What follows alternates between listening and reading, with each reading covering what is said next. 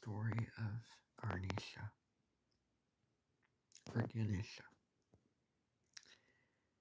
Eden Ganesha was a woman who was just paddling along on a misty, dark, gloomy river. As she was paddling along, she really contemplated her mental battles that she had to face in the past. All of it, the OCD, the anxiety, the stress of work, and everything else. You could put it together in a simmering pot of concern. Here's the thing, she rose above those challenges. And she has a very Jupiterian, very philosophical outlook on life that's very optimistic, that is not ingrained in analysis paralysis and perfectionism. It's good enough, it's okay, that kind of thing. Now, with dealing with both internal and external demons, she had yet to face another battle, drawing healthy boundaries. Now, what was her intention behind going on a boat, on a canoe, in a river, in the water, in the middle of nowhere? She was heading to Toronto, Canada, to visit her sisters. And she felt lost. She knew where she was going, but the loneliness and remoteness and darkness, the ominous feeling of that river that she was in really made it difficult for her to know where she was going.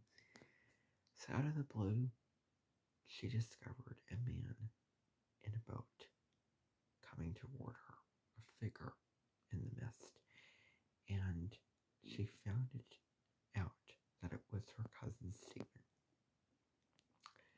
They exchanged interaction. She told him she told him where she was going, and Stephen knew the way. Stephen already knew that she would be going to see her sisters in advance. Because she was so busy in her work at corporate industries, she worked day after day after day, slaving away, time after time. Unfortunately, she missed out on a lot of his events, his birthday party celebrations, his graduation. So many invitations and requests for her to spend time with him were ignored and put aside, not out of disliking or distaste or out of ill intent for her cousin Stephen, but because her work was very demanding and they lived very far apart from one another. But he really didn't take it very well. He didn't. He didn't like that at all.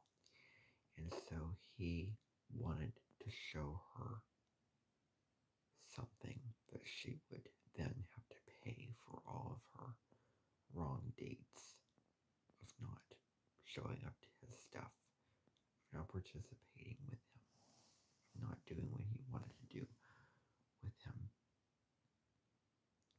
or not being a part of his life. Instead of showing her the way to Toronto, he led her astray. He betrayed her. He wounded her by taking her to a part of the lake that was abandoned, as in desolate, with crocodiles, snakes, spiders, alligators, the whole kit and caboodle, the whole gambit of things. So he took her to this place. She knew in her heart that this is not right. This is not the way to Toronto. Something's off here. Stephen didn't really seem honest when he said that he would show her the way. So he left her in that place. Thankfully, fortunately, she did not get hurt. But he didn't rescue her out of it. He didn't lead her to where she was going. He led her farther away.